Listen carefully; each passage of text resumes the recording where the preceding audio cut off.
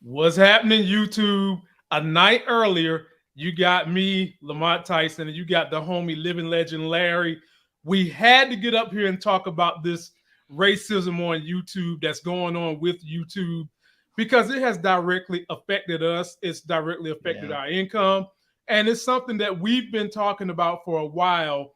And it has taken bigger YouTubers to bring a spotlight on the issue. The living legend Larry, how you feeling tonight, my brother? Happy to see you here. Yeah, man. Thanks for having me. I appreciate it. Yeah, it's one of those things where like I don't like seeing this happen to other people, but unfortunately, it has to happen to some of the big folks before anyone gets listened to. And that's just the way it is. You don't want to see somebody else go through what you've gone through, but sometimes you need it to happen so that your story can be told. Right, so that you can have a breakthrough. And shout out to everybody in the building: Samara, Sylvia, Brown, Pretty, got the hammers up, OC Girl, Fame, Media, Sierra Forever. Larry, a lot of people already know the story we're talking about and how it went down. And what me and Larry are going to address and highlight is not only racism, but it's favoritism. It's a racist algorithm, something set by human beings to behave in a manner that's conducive for YouTube, that is not conducive for its minority, in particular Black content creators. And we're going to give you points of how it's going down. Me and Larry are going to tell you how stuff happened with us. And we're also at the very end, we're going to tell you guys, if you are a person trying to become a creator, I'm going to give you guys a little bit of hope and a roadmap of what you should be doing so that in the event these things seem to happen to you, you've always got a backup plan. So Larry, there's a very, very popular YouTuber, Black YouTuber. He has 14 million subscribers. Million. Now, people in the white community would say, well, he's got 14 million subscribers. What you complaining about? You need to shut their hell up. No. How many times have we told them that just because you become a superstar, an NFL athlete, racism still doesn't escape you? And this young man, Larry, has achieved a level of success because in all his gaming review videos, he uses no profanity, Larry. He keeps it funny, uses no profanity. I mean, you damn near might as well say you got Jesus playing video games, streaming it on YouTube almost. Dude, he even bleeps out the curse words that are in the video games. Bleeps them out. So, ladies and gentlemen, now that we've given you a prologue to what was deemed as racism in YouTube with category points, let me show you an intro clip, and then me and Larry will talk a little bit about this situation and how we feel about it, because we've both had to deal with it. Here we go. Humans are error prone and biased, but that doesn't mean that algorithms are necessarily better. Big tech algorithms are making important decisions in your daily life, from controlling which political advertisements you see to controlling where you can live. Did you know that if you're Black or Latino, the mortgage rates are likely to be higher because algorithms are now being used to calculate lending rates? And a lot of these algorithms have racial biases. A UC Berkeley study found that algorithms are even screening applicants for dream jobs. YouTube's own algorithms are being accused of being racist and playing favoritism. Now, this was levied by gamer Corey Kenshin. YouTube. You guys either play favorites, you are racist, or it's a mix of the two. On August 24th, Corey's video went viral, and he accused the billion-dollar platform of racism and favoritism. These explosive allegations led to top-tier creators from Jacksepticeye to Philip DeFranco debating on how algorithms are unfair to people of color, mainly Blacks. So, ladies and gentlemen, that's just the warm-up. I've got Corey going on a full rant. He's got receipts. He has a white person YouTuber that he used as leverage. Then he comes back and get a result that should not have been in the first place, which is no different from the bullshit me and Larry going through back when we was doing tech. So, Larry, before we get into Corey, and shout out to Corey for having the guts to do this. He's taken time off from YouTube in the past because they screwed with his money, okay? And shout out to Lovely T, who has always been pioneering Black causes and in particular Black issues for women on this platform. But Larry, tell the people a little bit about what you went through and what formulated these opinions with you and YouTube back in the day and why they never went away. Yeah, it's been frustrating. You know, when I had another channel, I was up there. When I had a personal channel, I was doing all kinds of tech stuff, and I was seeing a lot of the stuff that I was doing and getting flagged for and getting scrutinized about, just allowed to happen with other channels. I was seeing these white creators grow their channels and become several 100,000, a million strong, whereas my channel was sort of slow growing in comparison, and I was constantly having to battle with them. And then one day they just took my channel. And the thing is that, you know, I don't know why they took it. They never told me why they took it. I went back and forth with them.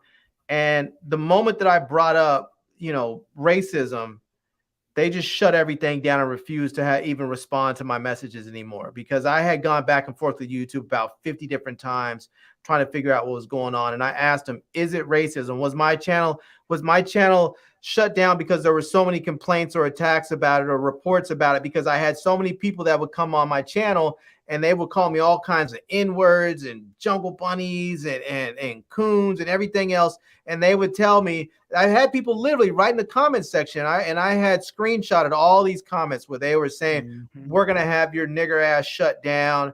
You know, we're going to have this and that. We're going to get your channel taken, all this stuff. And I would screenshot this and I would report it to YouTube and they would do nothing about it. And then when I brought it up, they just shut the conversation all the way down. Damn. Wow. And ladies and gentlemen, I want you to understand this about Larry.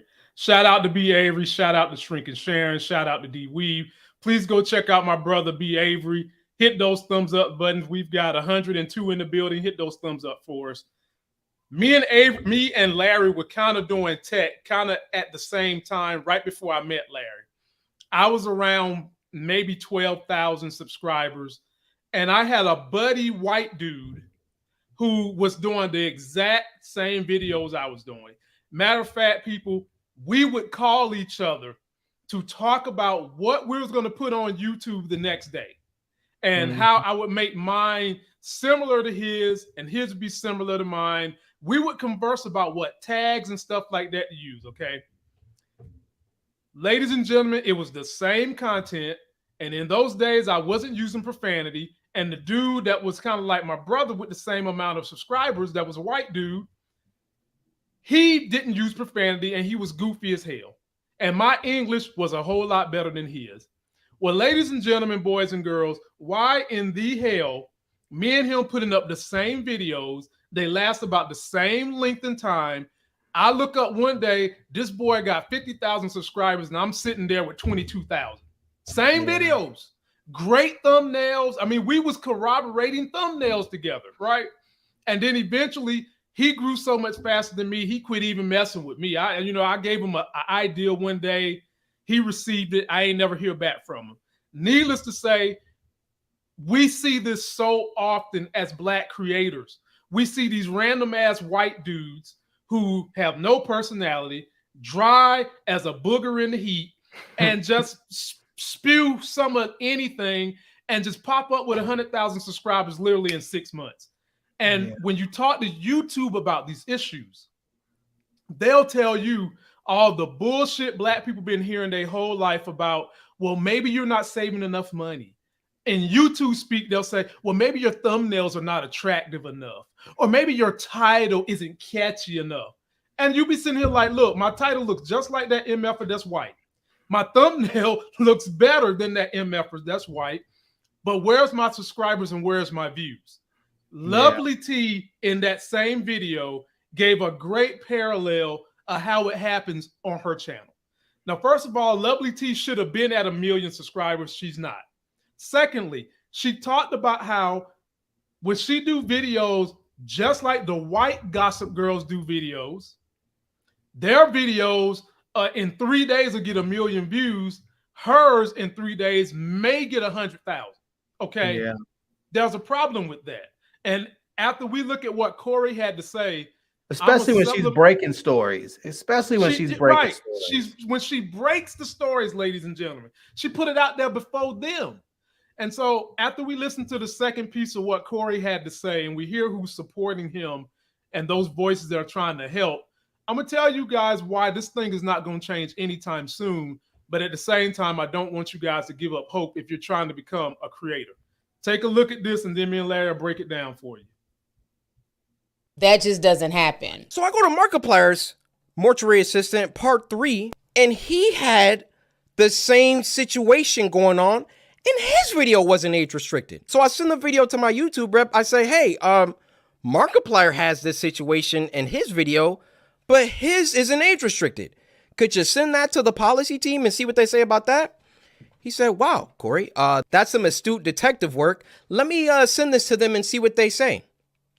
What do you think happened after that? I'll give you a second. They came back and they removed my age restriction. They took it off after they already rejected my appeal. I sent them the clip of Markiplier's video that has the same thing, and they removed it. Now, my YouTube rep, he was excited. He was, oh, great, this is awesome. Look, Corey, they took the age restriction off. I said, why?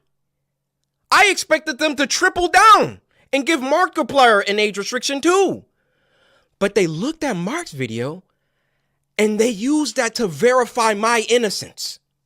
So I send my YouTube rep a lengthy email detailing my feelings about the entire situation, feeling like there was some favoritism at play. There was either that or some racism at play, and that I would like to sit down with the policy team and figure out why my video was flagged in the first place. Actually, number one, was it automated or was it a human that age restricted it in the first place? Number two, who was the human reviewer? Because it's a human reviewer once you submit an appeal. Who was the human reviewer that doubled down and rejected my appeal? Number three, why did it take Markiplier's clip in order for them to reverse the decision? My YouTube rep gets back with me. He wants to hop on a call. We get on the phone for about 10, 15 minutes, and I tell him, I've been feeling like this for a long time. I've been feeling like every single time that I come back to YouTube, I'm number one trending for a few days, and then they find some arbitrary issue. They nitpick and they try and find something that they can incriminate me for and try to push me down. So the controversy got worse when the video that he made addressing the racism on YouTube was taken down within minutes of him uploading it. According to a pinned comment from Corey's video, it says this video was immediately flagged for ad stability. I wonder why. Surely isn't because YouTube is being shown in a poor light. Surely not. So, ladies and gentlemen, you better enjoy this live stream, because me and Larry, we use a whole lot more harsh language than what that young brother did, and staying calm. So they might pull my video down, but we've had these discussions before. I'll say this. Shout out to him. His link is in video descriptions. You want to check out his channel. Shout out to Lovely T. Her link is in description if you've not subscribed to her channel as well. So some of you know, some of you don't. Sometime around 2019-ish, I had just crossed 115,000 subscribers. I mean, I was banging out 6,000 new subscribers a month. My YouTube chat was up there like 9,000 a month. And when YouTube started doing this new monetization bull jive, they took my channel for 6 effing months. And ladies and gentlemen, I have still not recovered from that. They took my channel because there was a link posted on my thread that linked you to a pornographic site that I ain't even put up there, which is why they gave me my channel back, because they realized I didn't do that. So they gave me the channel back. But by the time you give me my channel back, I'm all out of the algorithm, and you didn't do anything to help put me back where I was at, because I've been going for 6 months and I've never been able to catch that wind anymore. And then secondly, to what Corey said, I have sent them similar stuff comparing a white dude who's fully monetized to a video where they demonetize me. And they don't even bother to take me showing them evidence and then come back and fix my stuff. Nope. They just ignore me. And white dudes, their videos still be rolling with the same bull job in it. So having said that, Larry, what do you think about this situation? And I'm going to tell the people what has happened since then.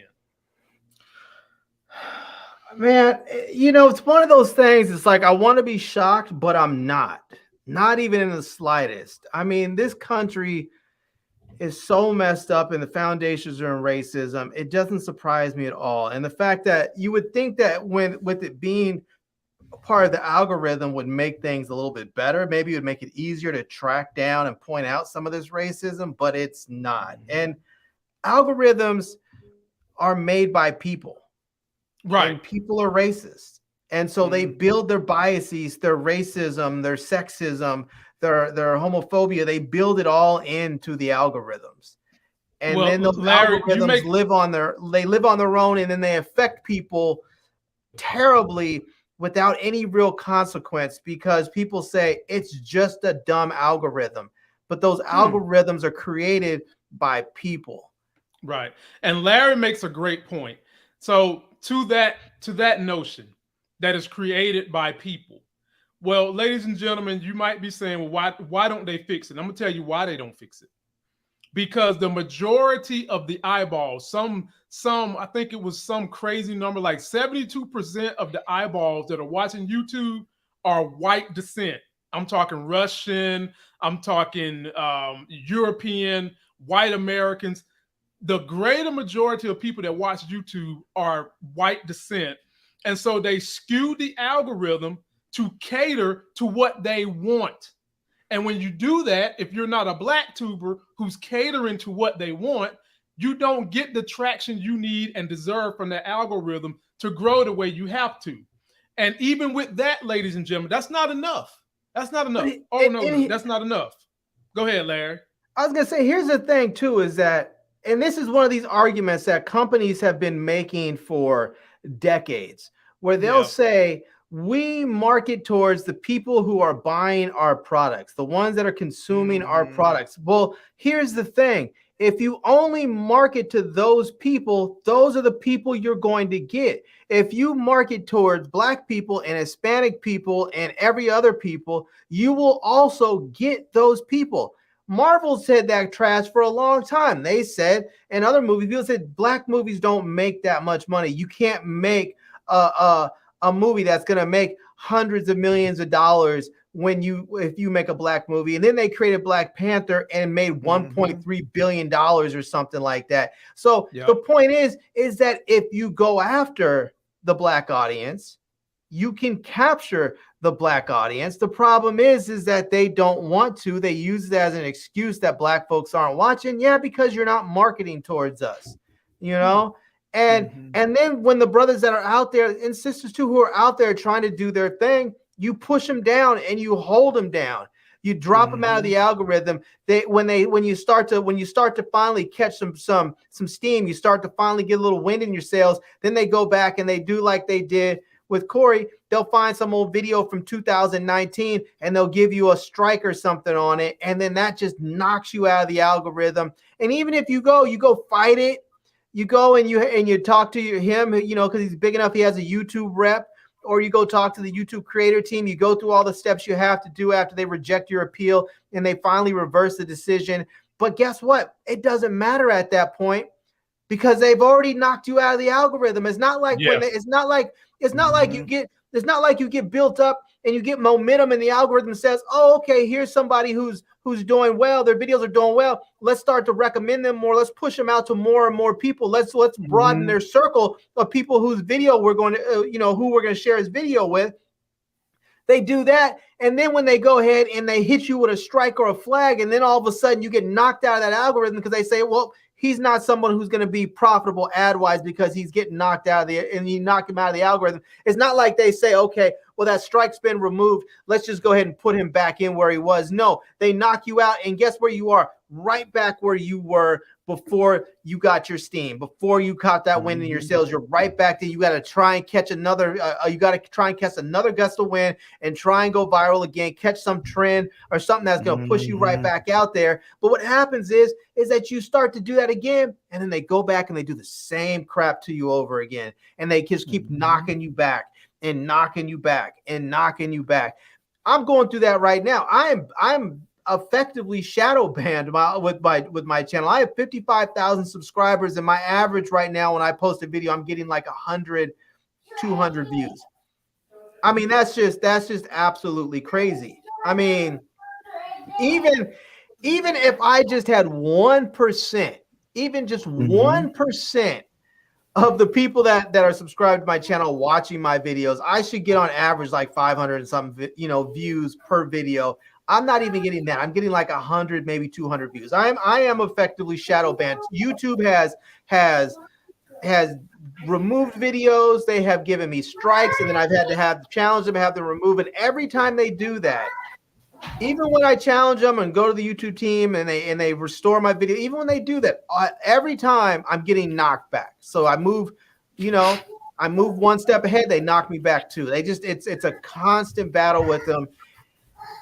And that's the thing. How do you deal with that as a Black creator and try and actually grow when someone is saying, we don't want you to grow? It's as if they're saying, we don't want you on our platform. That's what it sounds like they're saying. But there are Black folks like all of you out there that want us on the platform. And we want to be on the platform, entertaining, serving, and educating people out there. What we really need is for YouTube to simply get out of the way. YouTube create their Black spaces and all the other BS pandering crap. We don't need you to create those spaces. We have YouTube as a space. What we need is for you, YouTube, to just get the hell out of the way. We have audiences out there. Send our stuff out to them so they can find us. And exactly. Stop knocking us back when we get a little momentum. Stop knocking us back. Let us just go off and do our thing. Black folks are not asking Black creators on this platform are not asking for special treatment. We're asking for you to do what you do with all those other white creators. We're asking for equal to get out of the way and let us do our thing. Exactly. We're asking for equal treatment. We're asking for that sweet, sweet algorithm to give us a decaying tooth because it's been so sweet to them white Anglo-Saxons. That's all we're asking for. But Larry, that's not the only problem that you have in YouTube, okay? So Corey talked about racism. He also talked about favoritism. Right. And Larry, do you remember the biggest form of favoritism that I did a video on about a YouTuber that YouTube was taken as a token and trying to push her? You remember this? If y'all missed it, I'm gonna show it to you, because every YouTuber, Black, white, you name it, was coming out saying this is some bull jive. Let me take you back down memory lane, Larry. Hello, I'm Janelle. Who is Janelle Eliana? If you've been on YouTube in the last 2 weeks, you've noticed that they've been promoting this channel, Janelle Eliana. Only has 3 videos, but miraculously got to 1.5 million subscribers. In my last video, I was so stoked to have 20,000 subscribers. Fast forward, 2 weeks later, I'm sitting at 1.4 million. In 2 weeks, she got 1.4 million subscribers. What the is going on, my dude? But why? What is so special about her? I'm Janelle, and I live in a van with my pet snake, Alfredo. Ah, she lives in a van. Yeah. Yeah.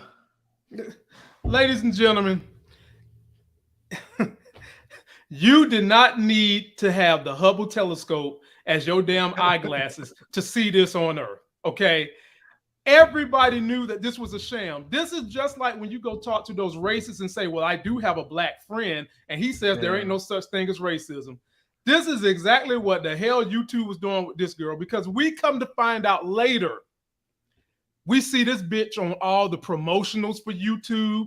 We see her in that YouTube collaborator exceller thing, promo and shit and all that. And then secondly, Larry, who the hell lives in a van and dresses and looks like this? Her teeth is cleaner than mine. Do you understand me, Larry? Ain't nobody living in no damn van. Teeth gonna be that damn white. It was a sham. It was favoritism. This is the very merit of what we're talking about. Nobody puts up 3 videos, gets over 1 million subscribers, and each one of your first 3 videos goes 1 million plus. And the thing about this girl, why YouTube was pushing her so hard, is because she had mixed parents. Of course, she's got that look, you know, the stuff black folks, we get sick of hearing. She's got the wavy hair. She has the model body. She's got a mixed daddy and a black mama. Okay. Let the girl grow the way the rest of us got to grow then see how you feel about that. All right. But no, that was them giving us a token to try to say, we're not racist. See, everybody can get these opportunities. But Larry, you know good and damn well that Snake Van Banana Girl was a sham. This is favoritism at worst from YouTube. And see, that's the thing that gets me. It's like when you take someone like her, and I'm not gonna dog her out, because I don't know if she's had anything to do with the favoritism that was given to her. I don't know I mean, I'm not going to blame her for taking advantage of an opportunity that was either given to her or thrust upon her, whichever way it is. But it's one of those things. It's like, if you're putting out videos and you're grinding it out and you're making videos every week, multiple videos every week, and you're putting in that work, you're doing the things that YouTube tells you need to do to grow, and you're not growing. And then they basically go and they put their thumb on the scale. And they go basically just say, okay, let's put our thumb on the scale for her. Let's go ahead. We'll push her stuff out there constantly. Let's make sure she grows at an exponential rate, just ridiculous. Right. Why not do that for B. Avery, who's been grinding it out? Why do you have E-Man that's been stuck at like 95,000 for like the last year? Why not push him out there? You see him out there grinding it out. Why not push one of us? Why not give Pear Wade her due? Why not Struggles, who's been putting out content for God knows how long? Why not give her that? Why not give her that boost? Why not give it to people who you know have a track record of wanting to actually be a good and consistent content creator? You don't know. You put the thumb on the scale for this woman who's only put out 3 videos at that time. I don't know what she's done since then. You don't know if she's going to continue to make content. She might just be like, I have 1.whatever million. I'm just going to go ahead and upload a video every 6 months or something and let people watch it and collect my checks. You don't know if they're going to do anything for the platform. You look at someone like us who you know has been grinding out. If I end up with 1.5 million overnight, if I wake up tomorrow and all of a sudden my stuff has gone super duper viral, you think I'm going to make less content? No. Right. Not even close. Right. No. I'm making more content and I'm dragging everybody with me. I'm going to start having collabs left and right on my channel. Lamont's going to be there. B. Every. I'm going to have people on there I don't even get along with this, because I'm going to be like, I'm dragging everybody. I'm pulling everybody up with me. Right. It's like what they say, Larry, a high tide rises all boats. And that's all we're saying. And that's what I have been doing this on my channel since I had under 100,000, because I know the demagoguery, I know the dread, I know the stress you have with YouTube. And me and Larry, I was the one that taught Larry into collaborating. Larry, when Larry first met me, he was a little, I don't know about this dude, man. I don't know. I like to do my own thing. And I was like, look, my brother, by collabing together, by 2 heads coming together, teamwork make the dream work. And when there's stress bothering you, I can be a rock for you on those days. When you feel like your channel's not going the way you want it to go, we can collab together. And I have kept that mantra with everybody, because it seems like when one of us can grow, we rise everybody's boat. Right. But the problem with that, having said that, now is there's a 2-pronged thing YouTube is doing. So let's say YouTube does help you with the algorithm and you start to grow. They start doing you the way they doing my man. They don't fully monetize your video. They say they're not for consumption of everybody, which gives you a yellow bubble and not the green bubble, meaning it's fully monetized. And that slows down your growth too, because you can't push that video out to everybody in the landscape. So that knocks down the amount of eyeballs you get, which may take you from top trending, takes away your money, and that's the bull job in YouTube. But we say all these things to say, and yes, we have there's still ads on there. I mean, YouTube does some real shady stuff now. It used to be on YouTube that if you were not part of the partnership program, there just weren't ads on your videos. Nope. Now they have changed it where no matter what the situation is, no matter whether it be a video that they don't think has ad suitability, or you're not in the partner program, or it's copyrighted stuff, they will still put ads on there. They'll just tell you, oh, we're going to share what would have been your portion with somebody else. Like maybe it's going to be the copyright holder if it's some copyright material in there. Or if they say, oh, we don't think it has ad suitability, but they still put ads on there. They just don't give you a portion of the ads. They keep it for themselves. And every time when there's ads on there, there's a split. And so if you post a video and you're walking, maybe you're doing a vlog in the mall, you're like, I'm about to go buy the new Jordans, I'm going here, blah, blah, blah. And there happens to be music playing in the mall, because oftentimes you go to malls and they have music playing through the sound system in the mall. They will sit up there and say, hey, you have copyright material in there. The revenue from your video is going to the copyright holder. Well, guess who's getting the other split of that?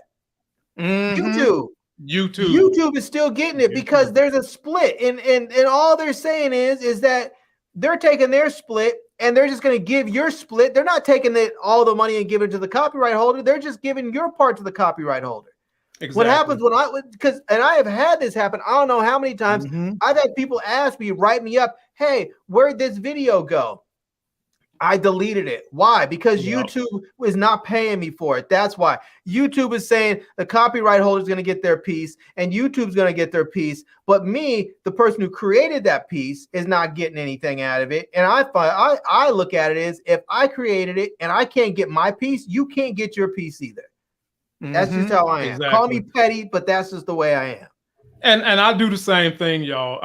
Forget that. And I mean, when it comes to music, my creators out there, when it comes to music, when that music hit the 8-second mark, they ready to demonetize and say it belongs to the copyright person and take your coins just like that.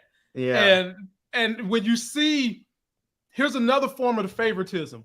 You see bigger content creators that have maybe 500,000 or more subscribers. They just play music left and right and shit. And YouTube will tell you the same stuff they used to tell us back in the day for excuses for black people. Oh, well, you never know what kind of licenses they might have, and they might have an exclusive. Just stop that shit. They ain't got nothing exclusive. Their exclusivity is the fact that they are a bigger content creator, bringing in more eyeballs, and y'all don't do nothing about them, just like Corey just proved to y'all. And the one good thing that came from Corey, and I've always said this to my black people, as much as we do have racism, when we find the whites that support our cause and put their neck on the line, you have to uplift them. And some black people don't want to hear me say that because it makes them mad. But you can't be mad at every white person, because if it wasn't for great white people, we would not have the progress we have right now, dating back to when they brought our ass from Africa on the boat. Okay? We need them. The Underground Railroad existed because there were good white people that were willing to put their lives on the line. The line. So it's not. There are good folks out there. There are good folks out there, and when you do find them, you should embrace them. And here's an example of a couple. The very guy that YouTube compared Corey's video to, Markiplier, he went and tested theory on behalf of Corey. Markiplier's a great dude. He believes in minorities. He believes in LGBT. He believes in all that. So what he did was he tested Corey's theory. This boy literally put soft porn on his video, and Larry, for 5 days, it did not get demonetized. It only got demonetized because people pointed it out. Because they pointed out the fact that this is what was happening. It wasn't even like YouTube found it and they were like, oh yeah, this has got to go down. No, we're gonna take this shit down. It was the fact that people pointed out the hypocrisy of it and said, look, he's running a test on the system and look what the results are of this test. And then only then, once they were found out, once they were exposed and embarrassed, then did they take action. At that point, it's too late. It's too late. You've been exposed. Yes. And not only that, but he even came out and made a video saying, look, this is wrong. We need to do something to help my people. So shouts out to him. And shouts out to this brother right here who has been in the fight for African Americans since day one. This is the big homie, Philip DeFranco. He has always been outspoken on the issues that affect us most. He goes to marches. He gets on the front line. He gets in people's face. He is an ally of ours that is trying to see us get to be in the same position he is, and he uses his damn platform to make sure that we are able to get that position. So the good thing, if we can say a good thing that came from this, is Corey got people talking because he is so big, and he put himself on the line, ladies and gentlemen. He braved this thing out himself, to try to help us, and he's even trying to call attention that YouTube need to bring some of us creators, sit around the round table, and we need to figure out how to fix this damn algorithm. And I applaud them for doing that. And when they do make that meeting, they better have my ass at that table, because I'm supposed to have a YouTube representative too. I ain't heard from my YouTube representative since 2019 when they took my channel. I done wrote him emails. I done called his ass. I have not seen him or heard him since they took my channel in 2019. And what is a YouTube representative? Well, ladies and gentlemen, when you cross over 100,000, you as a YouTube content creator, you are tasked someone who helps you do all the finer things of YouTube, whether it's you have issues with YouTube, you need insider tips on how to grow your channel, you need to know who to collab with to help your channel grow, you need to know when YouTube is having a fun summit to do things to help your channel grow, you need to know when they're having events to meet the brass at YouTube. And they help you go to bat. They're supposed to go to bat for you too. That is one of the main things they're supposed to do. They are supposed to be a liaison between you and YouTube. So when you have issues, because I was given a YouTube representative when I crossed 100,000, when I had my personal channel, and he was useless. He was absolutely useless. I mean, first of all, when I had him, I was calling him because I had crossed 100,000. I was very much looking forward to getting my silver play button.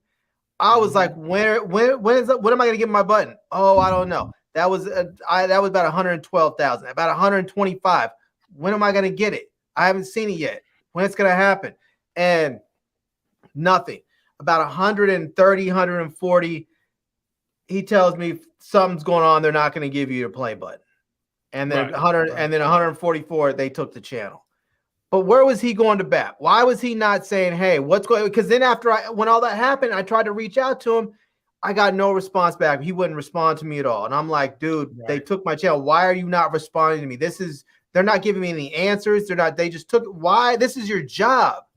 And this is the thing about YouTube that drives creators so mad, is that there is little to no transparency. They don't tell you about what the rules are. They give you these very vague general things saying, here are these community guidelines, but they don't give you any specifics. And they do this because they want to be able to get rid of you at any given time for any random thing where they can say you violated a community guideline.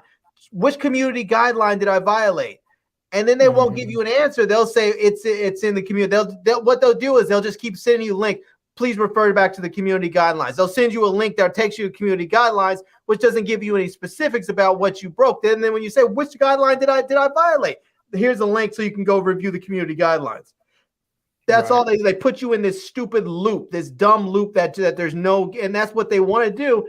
And it's frustrating because if you look at TV or you look at the movies, you have like MPAA that has the rules. If you look at TV, you know, if you work for NBC, ABC, CBS, you know, there's certain words. You can't say the F word. You can't say this. You can't say that. There's all these different words. You know, if you're looking at body parts, you can show maybe the butt, but you can't show the boobs. You can show legs. You can't show the penis. You can show, you know exactly what the rules are. And therefore, if you break a rule, you know that you broke a rule and you know that there's going to be a punishment. Not only do they tell you, you know, what the rules are, but they tell you the process of appealing it and how to do it. And there's there's arbitrators, all kinds of stuff. YouTube gives you none of that. None of that. None of it. And part of it is because they are a private company or a public company in a sense, but they are a company that runs everything. They are essentially a dictatorship in this sense. And really, there needs to be regulation. There needs to be some real regulation here, because what YouTube is doing is not just messing with people's channels, they're messing with people's livelihoods. And there should be some protections. When they get rid of a channel, they're not just getting rid of a channel, they're getting rid of a job. And there should be some employment protections in place for people if they're going to try and get rid of that person's channel. Right. Larry speaks the truth, but until they do that, I'm going to give you guys a way you can protect yourself. So when they took my channel, thank God that YouTube is not the only stream of income I live off of. If you are a new content creator and you're trying to get into YouTube, let me make a couple of suggestions. Number one, whatever you're doing, if you notice it continues to get monetized, have yourself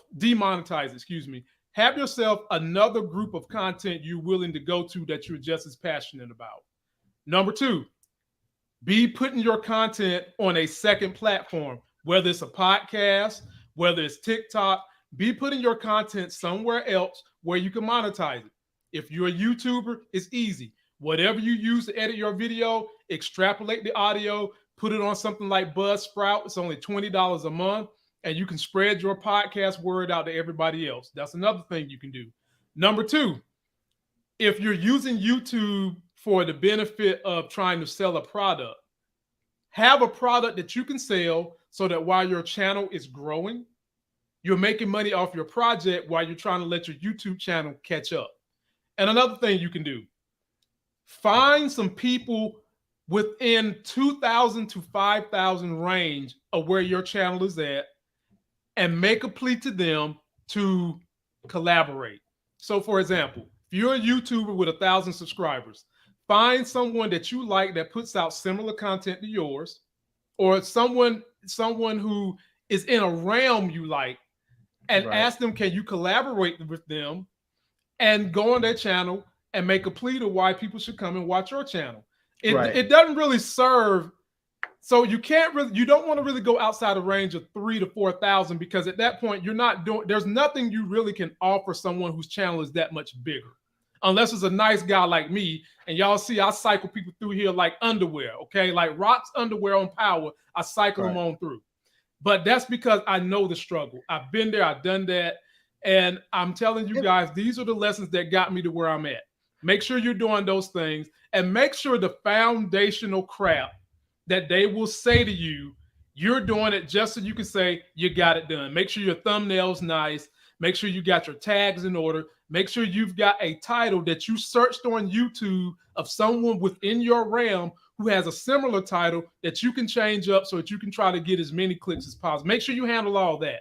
And then you go into all the other things I'm saying you should do to protect yourself against what happens to Black content creators on YouTube. Right. And when you find people out there, and I this is not just for our people, but for everybody. Right. Be careful and make sure these are people that you want to work with, and people who are out there that actually are willing to do the work. Lamont mentioned earlier before that I was like real hesitant to work with him in the beginning, and it had nothing to do with him personally. It was the fact that if you watch my channel, you see the kind of work that I do. You see how often I'm putting content out. I'm not one of these people that puts out content and then I get tired of it and say, oh, I'll put something out in a week or two. There's stuff coming out every other day, almost constantly, sometimes every day. I wanted to know that I was dealing with somebody who was like that. And after we started working together, I realized this brother's serious about his work, and he's going to put in the same type of effort that I'm going to put in. If we say we're going to do a show on Monday or Wednesday or Friday at 9 o'clock, I know 9 o'clock comes, he's going to be there. You know, I'm not going to be there holding my nuts. Now, that doesn't mean that things don't happen. That doesn't mean that it's not going to, that maybe someone mixes up a day and forgets they have a show, or you switch up schedules, or a baby gets sick, or what. Doesn't mean that. It's like anything else. Stuff happens, but but you want to know for the most part that if you are going to work with someone, that they're going to be there and be consistent with it. And so, I mean, and like you said, Lamont, you said find somebody that's within a couple thousand subscriber range, on the, above or below, and work with them. I mean, I've had some people hit me up recently saying, hey, so-and-so's getting started on YouTube. He wants to know if he can come on your channel or if you can work with them. And then I go check out their channel, and they have like 2 videos up there.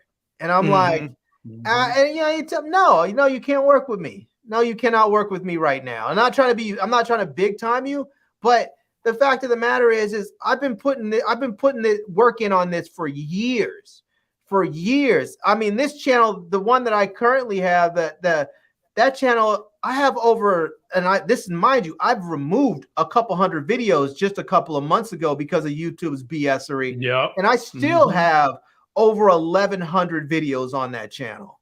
You know, I on average produce over 300 videos a year. Now, if I go to your channel and you had your channel for a year or 2 years and you have a dozen videos, I don't want to work with you. You know, unless you do happen to do content that your videos take like a full month to produce. If it's not that, if you're not doing some like hardcore animation or something that takes a long time to produce or full-length documentaries, no. I mean, and that's one of those things you have to really choose the people that you work with. That's one reason why I like working with Lamont. I hope that's one reason why he likes working with me. But, you know, we do need to collaborate more with each other. And, you know, and we all have to also be very cognizant that we have differences of opinions and we're going to get under each other's skin. I know I get under all kinds of people's skin, all kinds of folks. But you have to keep in mind that this is something that we have differences of opinion and we still need to work together. You can't only work with people you agree with. You know? Right. Definitely. I mean, me and Larry don't get along on everything. Most things we do, but we don't get along on everything. And there's oftentimes people come to this channel because they want to see us go at it. But I mean, end of the day, me and Larry are professionals. We brothers. At the end of the show, we're like, that was a good show. There's been times we fussed and fought on this show, and at the end, you guys don't see it because we click off. At the end of the show, once we're offline, we're like, that was a great show. Because we're going at each other. Yeah, great show. At the end of the day, we know that the foundation of who we are aligns with where we're both going. It aligns perfectly with where we both going. We might have different ways we express it, different ways we like to say it. Me and Larry both are very frank, blunt people. And back in the day when we first got together, I was worse than Larry. Larry toned me down. Y'all think Larry something? Larry toned me down. I mean, for real. I used to wild out. Boy, I used to. But at the end of the day, ladies and gentlemen, you know, we said all that to say that yes, there's still a lot of issues as African Americans you're going to go through. Yes, we still have to work twice as hard to get to the goal line, and then sometimes they move the goal line further. But if you're going to do this, make your plan. Find you a team to collaborate with and take care of all the foundational things you can do. Larry mentioned some of them. Make sure you're putting out content at least 3 times a week. Make sure that you're checking your thumbnails. Make sure you're checking your tags and your titles. And then make sure you are seeing what people in your quote unquote competition realm are doing to get views. It doesn't hurt to see what's trending, because when you see what's trending, that's what lets you know what the algorithm is doing. So that at some point in time, maybe you can jump on in that thing and get your video to the top, and then people will start recognizing all the hard work you're putting in. So we're saying that it can be done. It definitely can be done, but just know it's going to be a grind. It can possibly be a mental grind, and you need to set your schedule up where you have, you know, enough work made for you to, but you're not burning yourself out as well. And then that's where you find people of your ilk to collaborate with to make this thing go a whole lot easier than the way it is. And here's another thing too. If you're thinking about starting a channel, or if you have one now that you're just getting started, make sure you're doing content that you really want to do.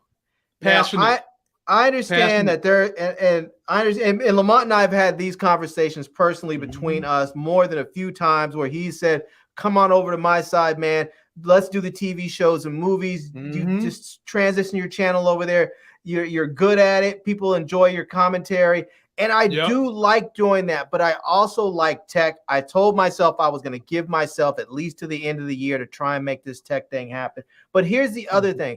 is that here's the thing: is you have to do something that you really, really enjoy when you're on YouTube. Because if you decide I'm going to go with some trending topics, just trying to make money and get subscribers and viewers, right? If for some reason you don't get picked up by the algorithm, if for some reason you're not part of that trend and your numbers are crap, it's going to be hard to get in there day in and day out and get in front of that camera and make those videos and get in front of your computer and edit those videos. It's going to take time and it's going to be hard if you're not enjoying what you do. For me, I'm grinding it out. It's hard for me to keep going. But one of the benefits of doing what I'm doing is I get a lot of free tech. Shipload of it. Right. I mean, I have more tech that I know what to do with, which is a great benefit that it does help keep me motivated to keep going, because right now the numbers are keeping me motivated. It is frustrating. There's been plenty of times where I've been on our group thread between me and Lamont and B Avery and Evan and one take. There's been times where I've been like, man, F it, I quit. I'm done. I'm straight up done. Larry, all of us in that string have said that. Every last one of us have said that. Every single one of us have said that. And you got to have good brothers around you that hold you down and say, absolutely do. Just take a chill. Go grab yourself a sugar-free, icy pop. And man, stop it. Y'all know good and damn well Larry ain't drinking nothing sugar-free. He talking to me and B Avery. Larry, y'all seen the kind of crap Larry bring to these shows some nights in that purple cup looking like Snoop Dogg. Stop it. So I'm saying sometimes you have to surround yourself with good people that will hold you down and remind you why you're doing it in the first place, so that you don't quit, because it is easy sometimes to get frustrated and just want to say F it. And I see a lot of people out there, and I've seen some people who have created good content. They get frustrated because they're putting in the work for a few months and they're not seeing that growth. And when you talk to some of these big YouTubers, some of them you'll find out they've been doing this for years. You look at Corey, he's been doing it for over a decade. Now mind you, it's easy to stay motivated when your channel's seeing growth. I mean, when you get to the point where you start hitting 100, 200, 400, 500, a million subscribers, and it's going, and your channel's growing at those rates, it's easy to stay motivated because you have a financial motivation, because you're making a lot more money than you are if you have 5,000 or 10,000 subscribers, or even if you only have a couple hundred subscribers, Well, and one thing Larry said that worked for me back in the day, and I've just given this advice, but make sure that there's a couple of things you're passionate about, just in the event you need to deviate. But whatever you do, you need to be fine niched in that area. So if you're going to do politics, don't try to add sports to it. If you're going to do fitness, don't try to add something else to it. What happens to a lot of us is what Larry said. You'll be up here talking about braiding hair, then you'll get into a gossip string and you notice that video blows up. Next thing you know, your channel has become a gossip channel when you started out as hair. When I first got into this game, I got into it for fitness. Okay. 2015, I got into it because I was cut like that, and I'm almost there right now. But, by the way, go download the podcast. I put everything we talk about on the podcast up there. And you can follow me and Larry on our social media links on IG. And now I do have the TikTok. Ladies and gentlemen, you got to be vigilant. You need to have two things you're passionate about and pick the one you're most passionate about. Run with it, put in the work. And then whatever you're passionate about, see what people are willing to do to help you grow. So, for example, let's just say you're photography like Larry is doing and you're new. Go do some photography for like your city council for free and say, look, you're building a YouTube dossier and you want to take pictures of municipal places and you want them to be a part of it. As much as they love any publicity, they'll take that offer and then probably go tell their buddies about it. And then that'll help grow you on YouTube. Yeah. Or if you're in the tech space, you don't have to have a lot of subscribers to be able to get free tech and talk about it. when I was doing tech, I only had 1,000 subscribers and was getting free cameras, free phones and stuff like that, because there are different places on the web that you can collaborate where they're not looking for big YouTubers. They're looking for smaller YouTubers. They'll send you stuff for free as long as you do an honest review. People that do TV and movie reviews, you can go and get movie tickets, movie premieres for free as long as you're going to put up a review. So that's why we say you got to do exactly. You got to be willing to do the work. And when you go show somebody, look, I'm putting up videos. It might not be getting a lot of views, but I am passionate about this craft. I love doing what I do. And over time, it'll grow. So that's what you got to keep doing, my people. I'm gonna for people who are out there that are, and I've seen a couple people in the comment section say that they've had, they haven't hit 1,000 yet, or they haven't hit 100 yet, and they've been struggling. I'm gonna give you my advice for anybody who's a YouTuber or starting a channel or has been starting one. And I think this goes for pretty much every channel. Right. And I've told people who are starting their channels this too, before they even put up their first video. One is, sit down and write down probably like a good dozen evergreen ideas. And if you don't know what an evergreen idea is an idea that is as good today, as fresh today, as it will be a month from now or 2 months from now.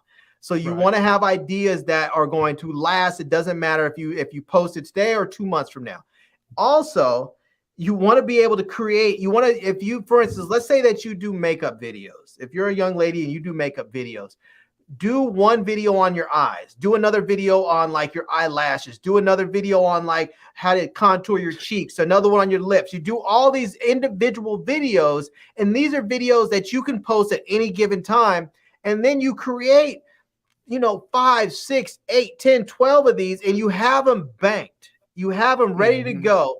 That way, when you start your channel, you can schedule those out. Maybe it depending on what the rest of your life looks like, maybe you can't post 3 days a week. Maybe you can only post 2 days a week. So if you have, let's say you created 10 videos before you even start your channel, or if let's say you started your channel, but it's not really going anywhere, just take a weekend or so, create 10 videos, and then upload them and schedule them out twice a week for the next 5 weeks. That means you have 5 weeks to replenish those videos, and you can create 2 videos a week. If you do that, if you create 2 videos a week, you are never behind because you already have those 5 weeks scheduled out, and you can create, like right now, I have videos scheduled all the way in through the rest of September.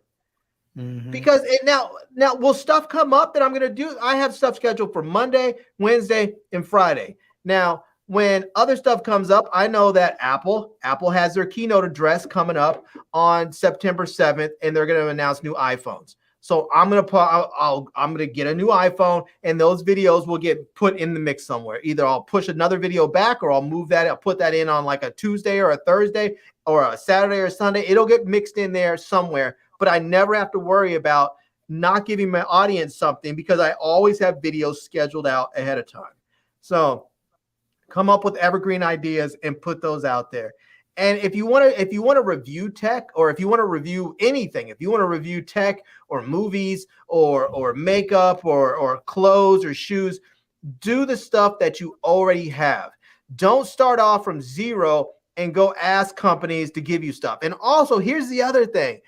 Don't go start off from zero and go ask the biggest brands in your space for free stuff, and then get upset and quit and say, I can't do it because no one will send me anything, because you're saying, well, I want a new phone. I want to review cell phones, and Samsung won't send me the new Galaxy Z Flip 4. Okay, how about this? Review the phone that you currently have.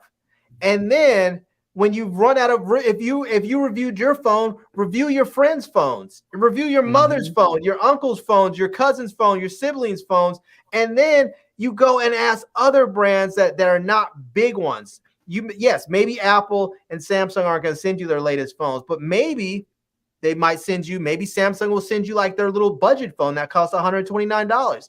Is it the best phone? No, but you know what? Those are their biggest selling phones.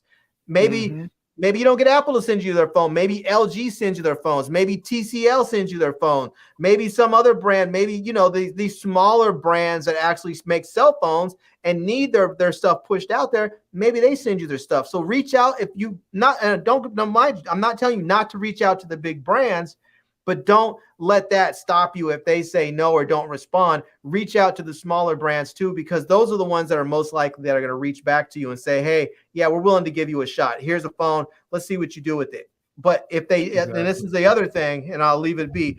Once you get once you get the products in, do the work. Do not get free content in and don't do the work. If for some reason it doesn't work out, I get products in and I don't like them, they don't work right, or I don't like them, I tell the people, if I reviewed it, it's not going to be a good review. I can say, you know, I can post a review, but it's not going to be positive, or I could just not post it. Or sometimes I simply say, I don't like the product. Can you send me a prepaid shipping label so I can send it back? Because I don't like it. I mean, but if you get a product in, if they send you a product, do the work. And be honest about it. Be honest in your review. And it sounds like it's something that should be automatic, but when you're first trying to grind and you really want everything to sound good, if you've got a shitty product or a shitty movie, or, you know, you got some shitty hair that you got out the vending machine now, don't go tell people it's good. Right. Be honest about it. Even if the companies pressure you to, because they will. And I've had companies tell me that they will never work with me again because I've told them I'm going to be honest about my reviews. And you know what happens? I post the reviews, and almost 9 times out of 10, someone else from that same company says, hey, I saw your video, I liked it, can we send you something else?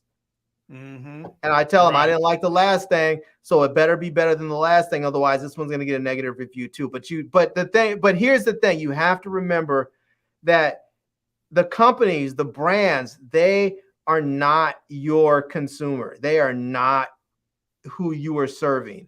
You are serving the audience. Your audience is coming to you for honest reviews. People from my channel will tell you, if you ask them, does Larry give honest reviews? And they'll say, yeah, sometimes he blasts products because they're bad. Sometimes they're just really, really bad, and he just has to let us know.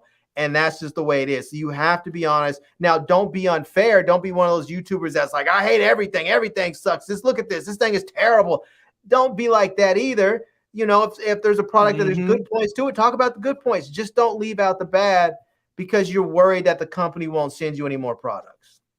Or are you worried about what the fanboys of these companies are going to say? Now, I can recall a video that I was the first one to trash the hell out of this movie. Damn it, what is his name? The DC movie. I mean, I just literally went in on him. Shazam. I went in on Shazam about how kiddie it was, and how even if it was made for kids, you know what kind of audience is coming to see it. You could at least have some parts to cater to everybody. And do you know the fanboys are coming from my neck? But I mean, stuff like that don't bother me because people know that I'm gonna give it to you real. I mean, I can't tell you how many times I've had some people on TV shows say, did you really have to call me like that? And I'd be like, I wasn't calling you that. I was calling your character whatever pet name I gave you, not you. So if I engage you, you know damn well I engage my audience. So ladies and gentlemen, you also got to fortify your mind too, and just be honest with who you are and where you're going, because you will grow, and the people that grow with you want you as honest as possible. You know, and here's another thing too people should recognize about this is that like when we get on here, we do these shows. Some people have gotten annoyed with me because I really go hard on some of these producers and writers for these shows, because I think sometimes the content they put out, they create straight trash for the Black community. That doesn't mean that it's not entertaining, but it is trash for the Black community. And I've had people hit me up in the comments that say, you need to chill out and stop saying all this. You're never going to get to work in Hollywood if you say this. You're not going to be able to do certain things because you're going to upset people. Here's the thing. They don't pay my bills now, and they never have, But I will say this, from what I have seen from history, is that when you have people who tell you the dead, honest, brutal truth in a way that sometimes is controversial, they are far more likely to be embraced by Hollywood than not be. When you look at some of these people like Diesel Zamero, Wendy Williams, Charlemagne the God, you look at all these other talk show hosts and all these radio people, all these folks that have basically been like, I'm not cutting you slack because you're a so-called celebrity. I'm going to speak truth to you. And if you don't like it, you don't like it. In fact, I prefer you don't like it because the show's more entertaining that way, But the thing is, if you're going to make content that's talking about movies and TV shows, if you're making content that's talking about politics, be prepared to actually speak truth and be prepared to stand your ground. Exactly. Stand your ground. You ain't in Florida. You don't got to be in Florida to stand your ground, ladies and gentlemen. Be all over the place. We're going to get out of here on that, Larry, but let me recognize my super chatters. Buzz703 coming through. He always come through, my people. Get to know that man. He's got a lot of wisdom. 703. Buzz703 say, interesting topic, racism every day. I'm not a content creator. It's just life for Black people. Appreciate that. Yeah. Put them hammers up for the homegirl. Moochie done came through with a super chat. $9.99. If you want that ratchet stuff that's negative, it gets a lot of views. If you're passionate about being ratchet, then go for it. But, I hate to say this, but they already stereotype Black people as being ratchet. And they paint the brush of all people being that way when we're not. There's plenty of people who are like me and Larry. We can get ratchet if we have to, but that's not how we live. We're not ratchet every day. We like things that are complex. We don't just watch Tyler Perry. We also watch Game of Thrones. We also watch Succession. We watch Billions. We watch Scandal. We watch Martin. We're not just one painted brush box. But if that's what you want to do on YouTube, and that is what you really enjoy getting a thrill out of, go for it. But if you're just going to be chasing that for $1, it will lead you down a trail of tears. And last but not least, the big homie, Steve. Lamont supports Black entertainment, and I love that. Of course, I support Black, and I support Blacks, I support whites, but I put my Blacks in a special place because I know that we have to do double the work, and then we oftentimes have to see the goalposts move. And I'm here to help make sure that while we're going through all that, we can grow together and make it fun. At the very least, that's the smallest things that we can do. So shout out to all 160 of y'all that came through. Before you leave, please give us a like. Me and Larry, I'll be back tomorrow to review She-Hulk. I can't wait. And then I'll be back Friday night with Moochie, Nita, hopefully Miss K, to talk about House of Dragons. We'll be giving you guys a preview into the coming episode because that thing is getting good. So Larry, I've been around to upset the ladies in a while. I might need to come through and just drop some bombs in there and then run away. Are you up to date in there? Are you up to date on the show? I am up to date. Yeah, I love that show. I love that show. Something then. We might have to do something. We might have to invite Larry just for a special occasion on Friday and see what kind of good trouble my man can get into. So if you guys want to come see that, please be sure to check us out tomorrow at 9, Friday at 9. Don't forget to like the video. Shout out to the homie Monique Nicole. Her link is in video description. She's an excellent blogger. She keeps it real, and she has a YouTube presence now, so her link is in my description. And shout out to everybody that came through to show us some love. Don't forget to like the video, comment, subscribe, share, and just know Black don't crack. We'll see you.